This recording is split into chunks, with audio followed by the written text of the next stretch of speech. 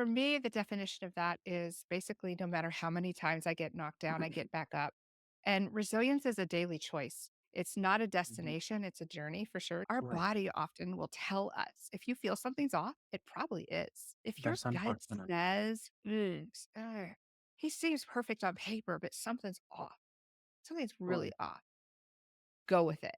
Mm. Healing from trauma is a journey and it's not a destination. But Mhm. as far as boundaries are concerned, I was afraid to set them because I didn't want to scare them away or upset them or be perceived as being bad or too much because I was told that my whole life.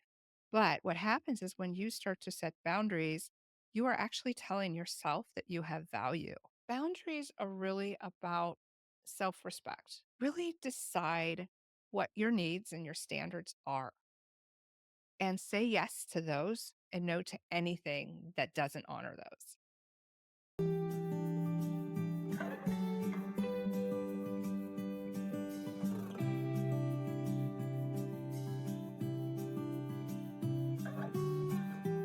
Hello. Good evening, everyone. Welcome back to another episode of Active Action Podcast. I'm with you, Dr. Nazif, back again. And today we have a very wonderful guest with us. But before that, I wanted to take this time to acknowledge my dear listeners to keep sticking with our podcast and also to keep supporting us. I really appreciate all our audience and also for your very valuable feedback. We try to honor those feedback and provide you with content that you love and inspire you to stay active and take action like always.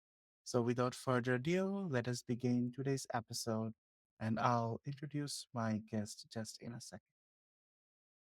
Hello, good evening, Darla. How are you doing? Good evening, Dr. Nazif. I'm doing well. Today we have with us Darla Ridilla. So, Darla is an author, a speaker, and also, if we might say, a residence expert. Darla, would you like to introduce yourself to our audience? Yeah, sure. My name is Darla Ridilla, and I am a self love coach. And yes, I have lots to share today, but I'm a narcissistic abuse survivor. And that really has changed my life for sure. And resilience definitely is my superpower.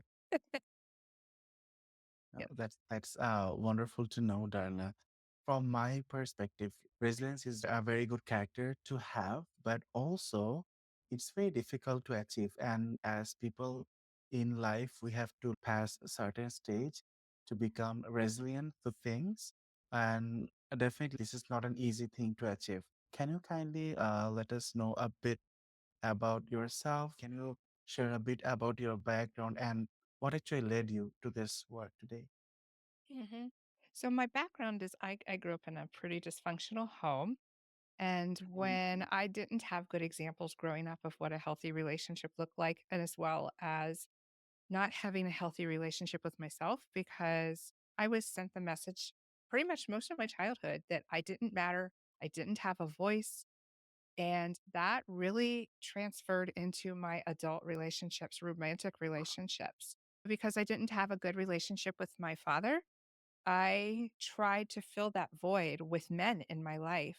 But not only did I have a tape in my head saying you're not worthy of love, I also Mhm. had a very dysfunctional comfort zone. So we tend to do that a lot when we have something that feels familiar. It may not be good for us, but we tend to Right. gravitate towards that. I had no concept of what a narcissist was. I had heard of the word, but I had this kind of vision in my head that they were very obvious. I had no idea that the Mhm. next year was going to be a whole other set of challenges. Because if you're familiar Oh, with the terms, I okay. was trauma bonded. I know that these experiences are very difficult to face, and Mhm. no one actually feels those from outside. You can only understand those yourself as you walk through the path and to cope up with the emotional bonding because emotion is this is sometimes a blessing, sometimes a curse, has many different forms, and definitely very difficult to get over a relationship. Mhm. That actually like teaches you as you go through the pain to understand the true meaning of resilience. Can I ask you one question? Mhm. Because When we say resilience is a superpower, we know superpowers in literal meaning are things that are very hard to achieve, but once you achieve that, you are unstoppable. So, can I ask you, how do you see resilience like as a superpower? How can you define it as a superpower? Yeah. For me, the definition of that is basically no matter how many times I get knocked down, I get back up. And resilience is a daily choice. It's not a Mhm, destination, it's a journey for sure, just like healing is in any form. It's mhm, interesting you said unstoppable. I looked up at my vision boards right in front of me, and that's my word for the year. But resilience really is about that decision. And I got knocked down hard just 3 months ago. I went through a very painful breakup and it shifted me in a good way, though. But mhm, so for me, I've learned to adapt and say, it's not happening to me, it's happening for me. And I have gotten knocked down many times, and I will again. I will. So part of my new strategy with resilience that I used this time was I was grieving terribly over this relationship I lost. So I allowed that. I put a deadline on it and mhm, I said I had up until a certain date that I could feel any emotion, no matter how strong or mhm, supposedly inappropriate it was, because I wanted to recognize that. I wanted to honor that. And then when January 1st rolled around, I said that I was thinking something today about how I miss something about the relationship. But the intensity of it has to end. I have to work on moving on. So that's what resilience mhm, is. Like, while I had mhm, no idea how to fix my life, which was in shambles, mhm, mhm. I just surrendered to my higher power. And yeah, it's really about things are going to happen to us: death, Right. loss, frustration. Mhm. We can't avoid those things. It's just how we react to them. And a lot of time I've heard, Darla, that when this narcissistic abuse or behavior comes, and I just want to address it right away. Not it's completely relevant to a topic, but sometimes people say, "Oh, I do this because I love you. I control you because I want to protect you." But protection and love has different literal meanings, and your action actually speaks for itself. Narcissistic abuse is in no way controlling and loving or protecting a loved one. So I think that is very important to understand, even Absolutely. else. Narcissistic people are actually usually highly intelligent, and there are different levels. There's a spectrum of them for sure. Love can be support love, can be tough love. I'm very direct in my relationships. When a need of mine's not being met, I use I statements now, but I am direct, but I can't control that other person, nor should I. Right. Yeah, for sure. So, piggybacking on your experience, Darla, I wanted to ask you, there are many survivors of narcissistic abuse struggle with self-worth. So, how do you begin to rebuild your confidence after you go through something like that or after you have that experience? Yeah. It's something I still struggle with, to be really honest. There'll always be some form of healing. So to begin, I really think getting support is very important. This is a difficult journey to say the least. And finding, if you are able to find a friend that is willing to either understand, maybe there's someone who understands it because they've been through it. If they don't, if they're willing to Mhm, accept what you say as the truth, whether they believe it or understand it, that's valuable. Find a support group. That is a mhm. big thing. When I was in the support group 2, 3 years ago, just being in the same space with someone who gets me, because even licensed mental health professionals, some of them don't understand. And that's how I got Right. into this in the first place. And being with someone who understands you, Then- understands the dynamics of it, and understands how hard it is to heal is powerful. I would also just say do research. I went a little crazy, maybe a little overboard, but I started researching. I read The Gaslight Effect by Robin Stern, and she talked about what gaslighting is. And it really sparked me. What is going on here? This woman just described my life in detail, and she doesn't even know me. What is this? But educate yourself. And if you have to ask the question, is this person a narcissist? They may be. Being a jerk is not a narcissist. So there's one hand, that term is overused. But Mhm. I think also in the past, we were undereducated about it. But yeah, it's Right. support. That I think that's really your first step. I completely echo with you, Darla, that it's very important to find the people that actually walked through the shoes that you walked through and felt how you felt. And oftentimes, I understand people might have difficulties to find support group or find persons that actually went through the same hardship or the same process. Do Mhm. you have any suggestions how they can actually reach out to these people or find the support group? I know one option is social media, but from your experience, can you share something about that? Yeah, I did have problems finding it. I couldn't find an in-person one. So actually what I did is I went on meetup.com and started Oh, searching okay. for virtual support Mhm. groups and I found an amazing support group. And I would say try different ones, see which one resonates with you because they're all different. But that for me was my saving grace. I was while I prefer in person, our world has changed and it's actually opened Mhm. up. And Right. there are several on Meetup for sure.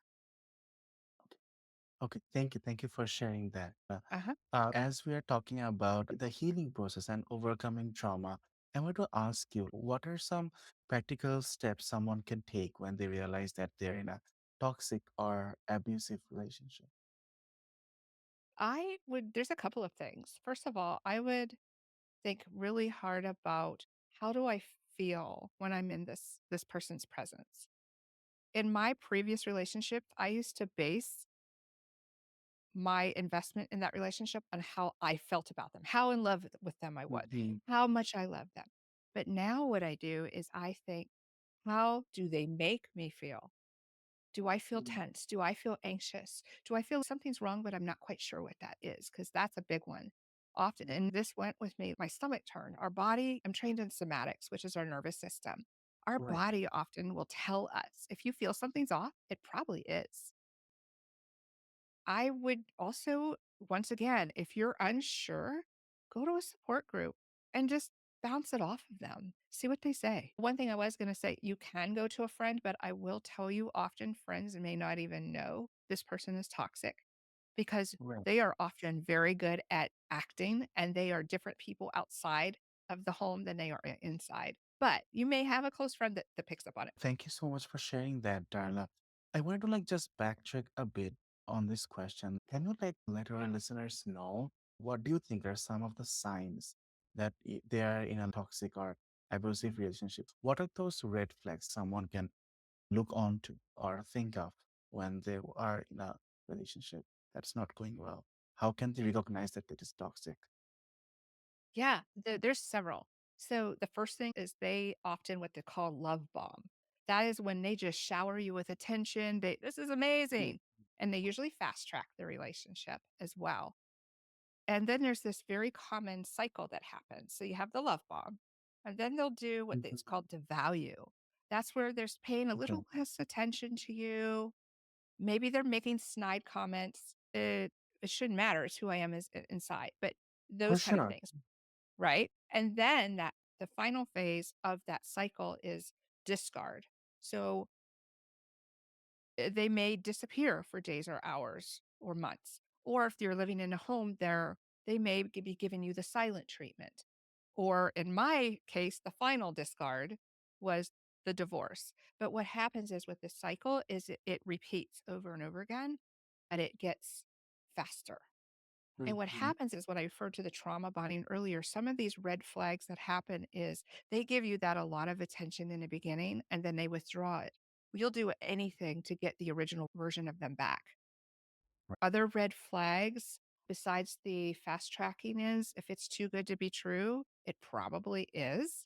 Also, it goes back to that body sensation. If you feel a twinge, if your That's gut unfortunate. says, "Ugh, he seems perfect on paper, but something's really Right. off. Go with it. Mm.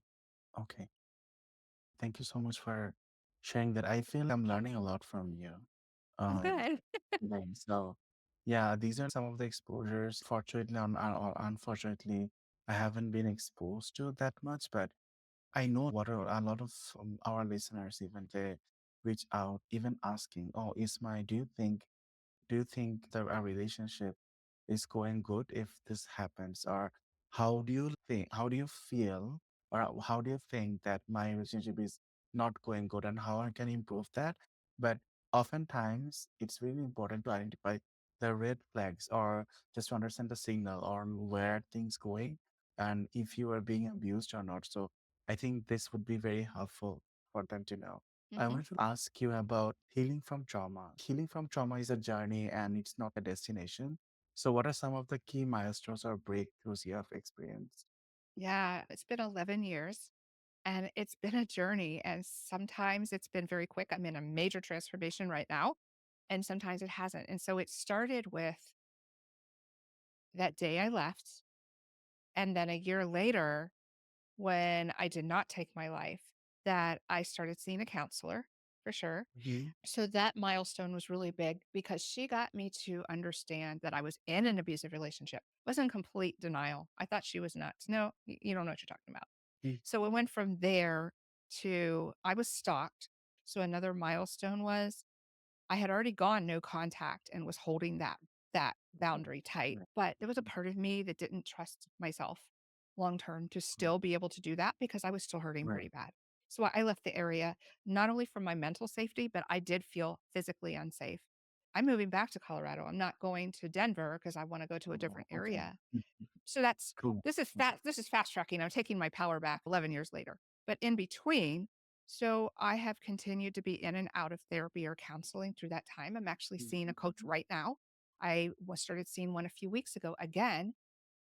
And when I've been in and out of counseling, it's given me time for self-reflection. Mhm.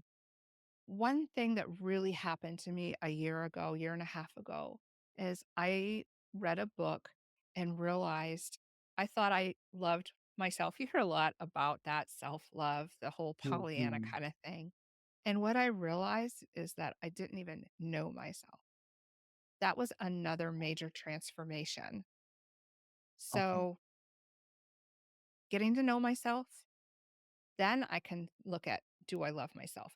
Learning my value. So that was a major thing that happened a year and a half ago.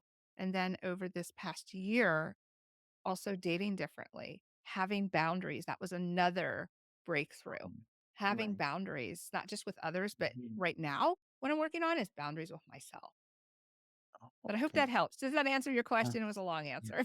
No, no, that really helps. But like, I recognize many people might think that how do you have a boundary with yourself? But if you think about it, it is really important. Even how you mentioned you got to know yourself. I don't think many people realize that even if you ask someone randomly, do you actually know yourself? And he or she can tell that, yeah, I like this, I like that, I don't like this, I don't like that. So these are my preferences. But the thing is, what does knowing someone actually means? What does knowing your inner self? If you like stand facing on a mirror, can you be really honest with you? I think that is what knowing oneself truly means. But yeah, and also having set those boundaries and understanding what is right and wrong for you. And also, you mentioned when you go through a very difficult journey from coping away from something, oftentimes we want to go back or just check in social media, just to stalk and do that kind of things. But it's very difficult to even have spent some time in the very beginning just to get away from that. And I know time is a big healer, and readily over and over with time, you get to cope up with things. And I also appreciate your thought on counselors. They can definitely, if a professional counselor can definitely play an important role in help you to overcome odds. One thing I would recommend if someone does see a professional counselor is that this has been my experience. When they don't have lived experience in trauma or Mhm, narcissistic mhm. abuse, sometimes they actually re traumatize the patient without intending to, which is what happened to me a year or two ago. Okay. And Mhm. it's just that they don't understand the dynamics of it. It's not that they're Right. necessarily a bad counselor. I could not counsel someone with with addiction or substance abuse. I've never had Mhm. substance abuse issues. So I really Okay. don't understand it. Can I ask you about what do you think some of the misconceptions are about narcissistic abuse and healing from it? Yeah, I think there is a stigma or a misconception that only women with low self esteem are manipulated by these men, but it's quite the opposite. Narcissists actually target very strong, successful women. And part of it is they have this sick delusion that they can actually, Mhm. a vampire, suck your good qualities into themselves. That's one thing. The other thing is that Mm. they enjoy breaking you down and controlling you. It is their mission to tear you down because they hate themselves so much and think so little of themselves. In order for them to feel good about themselves, they have to make others feel bad around them. And so that's a misconception. Mhm. There's misconceptions that narcissists are able to rehabilitate or go to therapy and fix themselves. I'm going to say no. I don't believe that.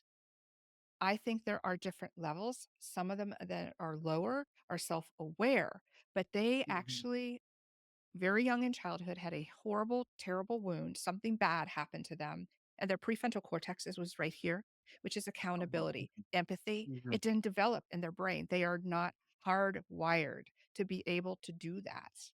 So that's one thing. The other thing is that the healing process is very difficult. When I referred to an addiction before, they the way they break you down is very similar to how cults break people down. You will do Mhm. unbelievable things that you would never do. And Right. so this is a lifetime thing. I will always be healing. I don't get to wave a magic wand and I'm done. That's a big misconception. Healing's Right. messy. Right. Right.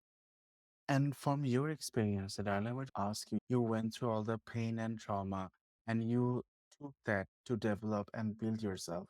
And the self-confidence and the resilient nature you have now is product that you achieved many over times. So can I just ask you, how can someone shift from feeling a victim to become empowered in your life that you are right now? Can you share that experience? Yeah. It's actually available to everyone and they can do it.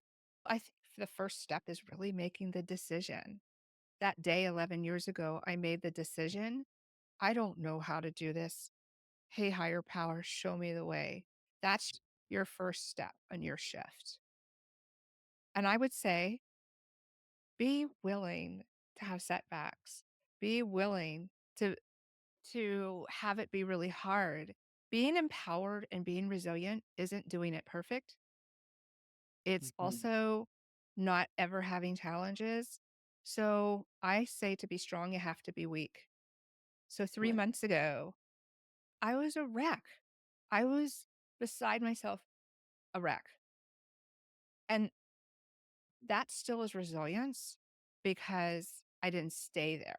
But for someone to shift in the beginning, I'd say be kind to yourself. Start doing things for yourself. You've probably neglected your own personal things, like things you enjoy, whether that's gardening or going out to restaurants. Start Mhm. investing in yourself.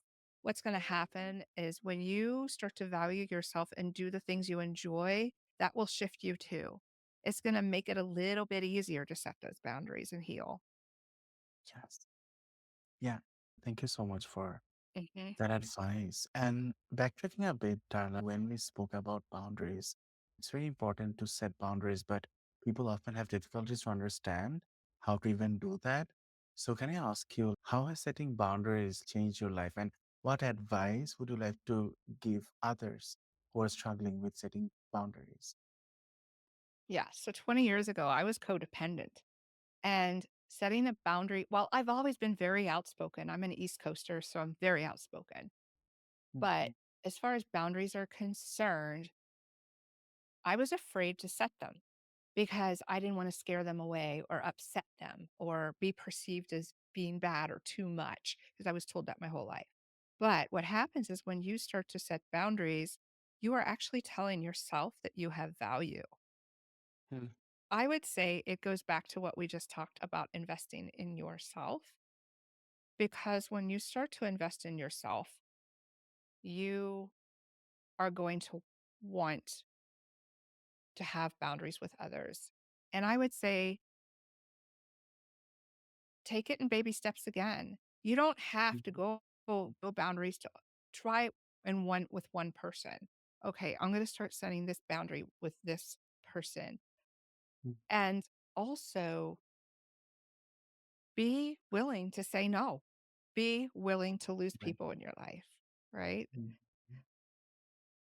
And just take it one step at a time. Boundaries are really about self respect.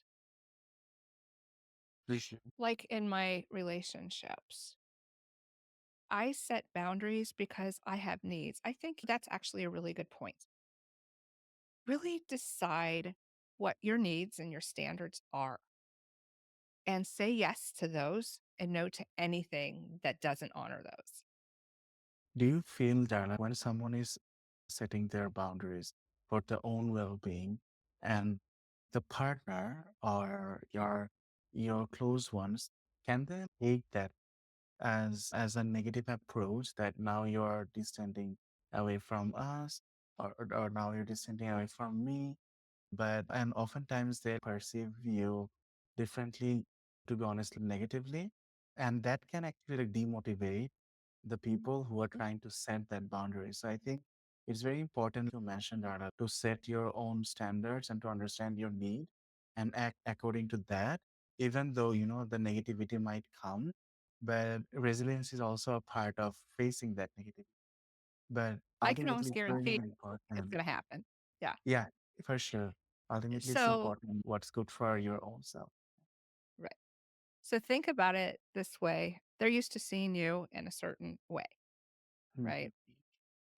And when you no longer fit the pattern of what they're used to, that's very threatening to them, particularly if you're with someone who there you might get really lucky. Yes, there may be resistance, but maybe you are with someone who's healthy. A healthy person is going to say, okay, this makes me uncomfortable, but let's talk more about that.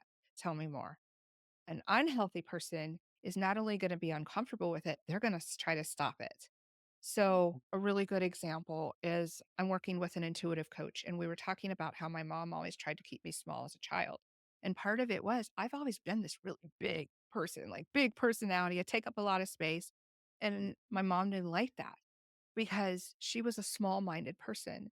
And if I'm big, Mm. if I'm changing, I'm shedding light on her dysfunction, on her things that she doesn't measure up to. So that's going to happen in your relationships. They don't want to change, or they're not comfortable with it, or they're caught off guard. Maybe they're not your people. That's easier said than done. I get that. It's tough. Mhm. But as you grow, I have just outgrown almost every friend I have locally. And Mhm. I outgrew my best friend and had to break up with her 2 weeks ago. That was really Oh, tough. It's tough. sweet. Yeah. And she didn't even do anything, but it was a boundary I had to set for myself because I've changed so much in this past 3 months that I no longer resonate with her. And so that's going to happen in relationships too. Maybe you start to change, but your partner sits there and they're digging in their heels. If they don't come with you, Yeah. you might have to say goodbye. And that might be tough. Speaking of that, coming back to resilience, what do you think? What are some of the daily habits or mindset shifts that can help cultivate resilience in someone? Yeah. A couple of things come to mind that I do every day. Some people like to meditate, some people don't, some people it doesn't work for them. I would just say, even if it's 5 minutes, take some quiet Mhm. time. We are always in our phones and our computers, watching TV, always busy. But what I have found, and in those quiet moments, is where my biggest truths come to me. So take 5 minutes and just sit, even if you just do nothing. And that's hard for me because I'm always on the move. The other thing is just be really mindful of what you are putting into your brain. My personal practice is I have an audio book playing every time I'm in my car, and it's a personal development book. I listen to personal development podcast every morning while I'm putting my makeup on. It's just those simple things Mhm. that are daily practices. So I know you actually learned a lot from your past and you actually turned some very sorrow moments into your strength and into the very confident woman you are today. So I wanted to ask you about how has your past influenced you and your career today and mission to help others? Yeah, it's totally fashioned it for sure. So it's ironic that back in 2013, I'd actually started another business and I was based on the secret and manifestation. And I was doing self empowerment workshops, having no idea I was in an abusive relationship, giving away my power. So it started Mm. then. And last year, it reignited. I was frustrated. I was seeing a licensed therapist and she was victim blaming me and she was very abrasive and demanding. That's when I started to look for the in person support groups and so forth.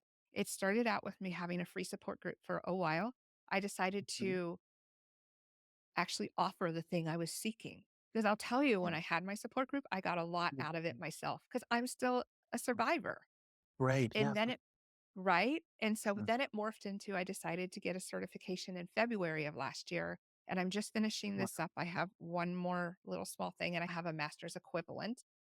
And then it went from there that 2 months later, I had quit my job and had taken another one, and 3 days in decided, "No, this isn't the job for me," and said, "I'm never Mhm. going back to work again."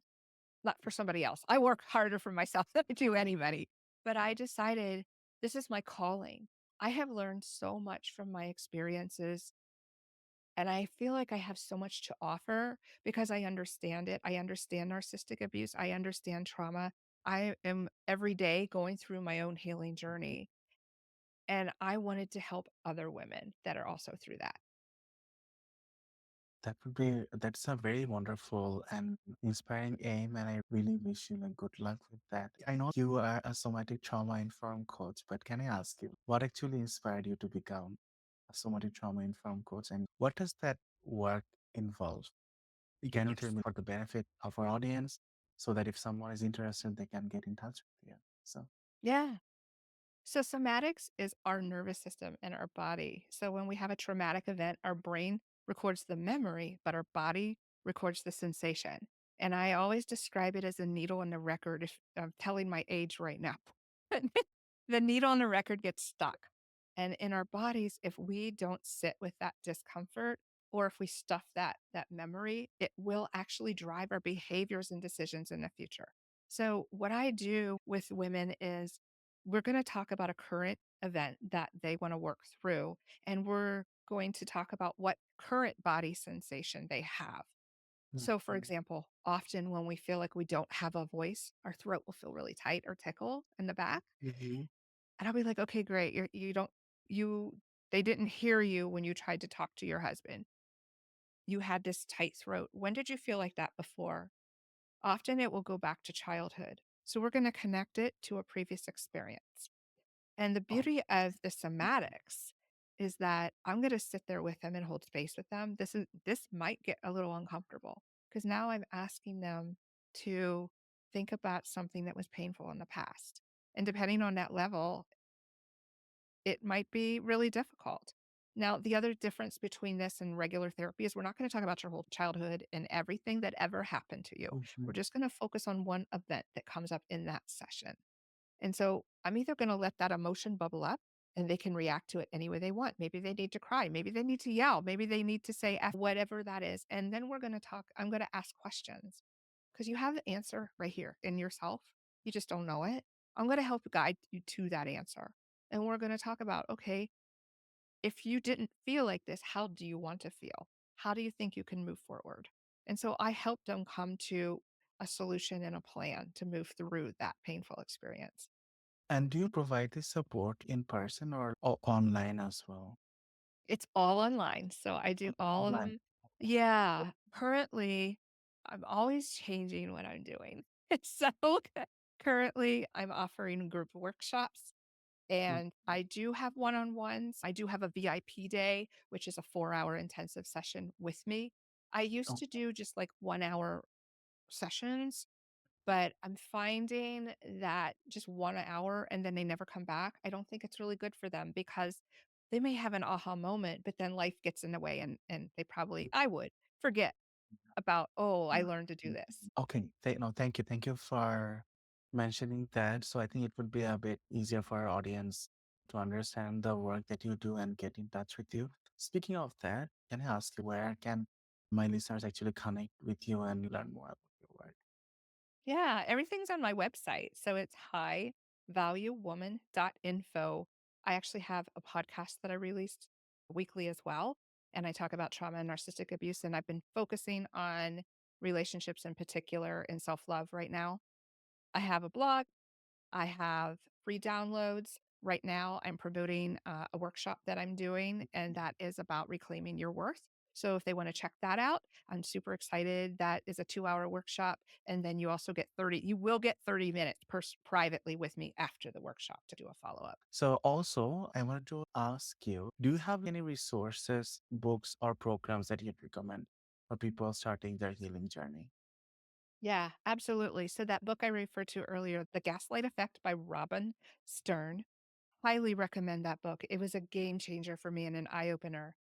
I'm training under Caroline Strawson personally for the certification that I'm working on. I'm doing an additional one on narcissistic abuse as well. She has a book out called How to Heal After Narcissistic Abuse. Mm. I would say anything Caroline does is gold. She is also a survivor as well and is training. She trained me in somatics. I took her course and I love her.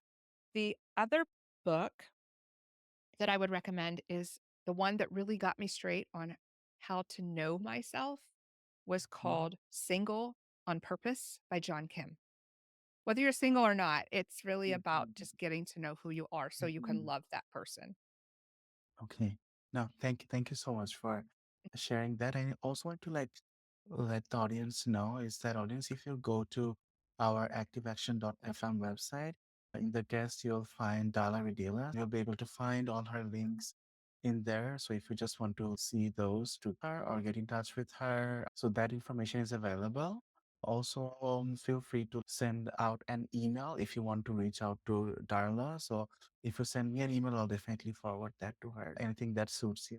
It's all having that right guidance. It's all about having that right support.